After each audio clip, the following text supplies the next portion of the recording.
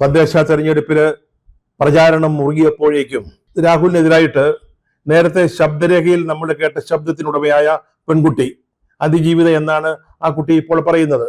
അവര് പരാതി കൊടുത്തു.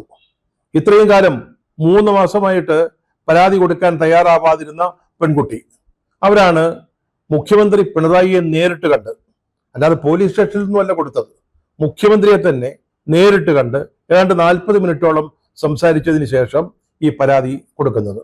പിന്നീട് കാര്യങ്ങൾ പെട്ടെന്ന് നീങ്ങുമല്ലോ, അങ്ങനെയാണല്ലോ അതിന്റെ കിടപ്പ്. ഇതോടുകൂടി രാഹുൽ മാങ്കൂട്ടത്തിന്റെ കുരുക്ക് കൂടുതൽ മുറുകി. നമ്മളിത് പറയുമ്പോൾ തദ്ദേശ ഭരണ തെരഞ്ഞെടുപ്പിലെ 1ാം വട്ട വോട്ടെടുപ്പിന് ഇനി 10 ദിവസം മാത്രമാണ് അവശേഷിക്കുന്നത്. CPM-നെ സംബന്ധിച്ചോളം ഇപ്പോഴും ഒരു പ്രതീക്ഷ നൽകുന്ന സാഹചര്യമല്ല ഉള്ളത്. UDF വളരെ മുമ്പിലായിരുന്നു. കാരണം അവർക്ക് ഭരണപക്ഷത്തിന് LDF-ന് അവരുടെ നേട്ടങ്ങളൊന്നും പറയാനില്ല. ധൂർത്തിന്റെയും അധിക ചെലവിന്റെയും വിലക്കയറ്റത്തിന്റെയും കഥകൾ മാത്രമാണ് പ്രചാരണ രംഗത്ത് ഉള്ളത്. അതിന്റെയും മുകളിലാണ് അശ്വനിപാതം പോലെ ഈ ശബരിമലയിലെ സ്വർണ്ണ കവർച്ചാ കേസ് വന്നു സംഭവിച്ചത്.